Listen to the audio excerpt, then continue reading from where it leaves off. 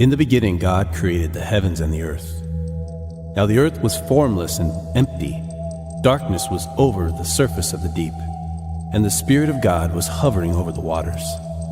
And God said, "Let there be light," and there was light.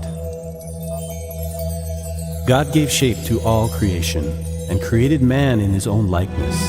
He planted the Garden of Eden in the east, and he created Adam to keep watch over it. And on the 17th day of the 7th month, the ark came to rest on the mountains of Ararat. Abraham took his family and relatives to settle in Haran. According to God's promise, Jesus Christ has come in the flesh. He proclaimed the resurrection, and to complete his promise, he was crucified. The first believers were scattered by the persecution that broke out when Stephen was martyred. They went as far as Phoenicia, Cyprus, and Antioch, spreading the word only among the Jews. The disciples were called Christians first at Antioch. Paul answered, "I am a Jew from Tarsus in Cilicia." From Paphos, Paul and his companions sailed to Perga in Pamphylia, where John left them to return to Jerusalem. From Perga, they went on to Pisidian Antioch. On the Sabbath, they entered the synagogue and sat down. And it came to pass in Iconium that they went both together into the synagogue of the Jews, and so spoke that a great multitude both of the Jews and also of the Greeks believed. But they found out about it and fled to the Lycaonian cities of Lystra and Derbe and the surrounding country, where they continued to preach the gospel. Paul and his companions traveled throughout the region of Phrygia and Galatia. When they came to the border of Mysia, they tried to enter Bithynia. Meanwhile, a Jew named Apollos, a native of Alexandria, came to Ephesus.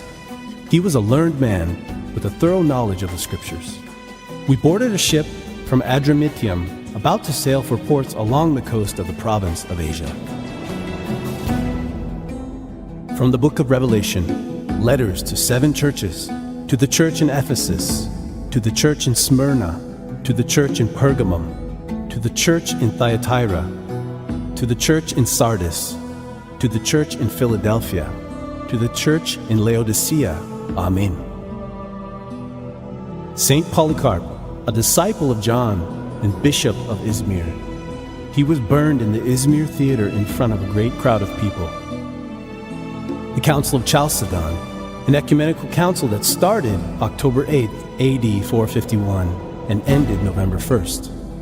The Council of Nicaea was gathered in AD 325 to clarify issues discussed within the Roman Empire about Christianity, called by the Emperor Constantine.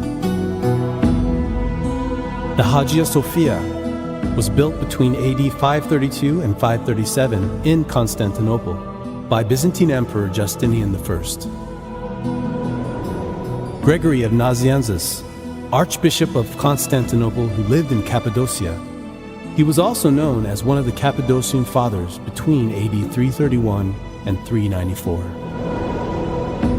Saint Nicola, Bishop of Myra, modern-day Demre, who lived during the 4th century.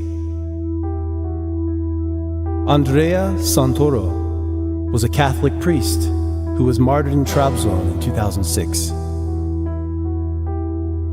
Tilman Geske, Necati Aydın, and Uğur Yüksel were murdered by assassins because of their faith in Christ in Malatya in 2007.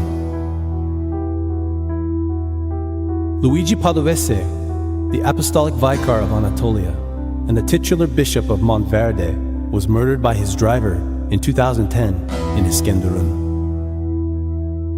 Turkey has played host to 2,000 years of Christian history and heritage. What you see here are the traces of the ancient history of Christianity in Anatolia. So today, how much of this heritage remains? According to official figures, Turkey's population today is 78 million. According to official data, 99.8% of the population in Turkey today identifies with a religion other than Christianity. It is thought that 150,000 people in Turkey today are Christians, although official figures cannot be provided.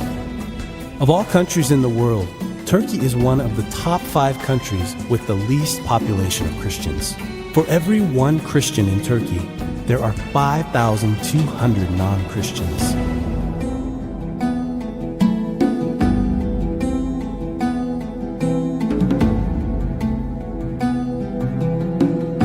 Sad7 Turk is taking important steps to preserve and tell people about Turkey's Christian heritage. It continues to provide hope as we look toward the future of this country.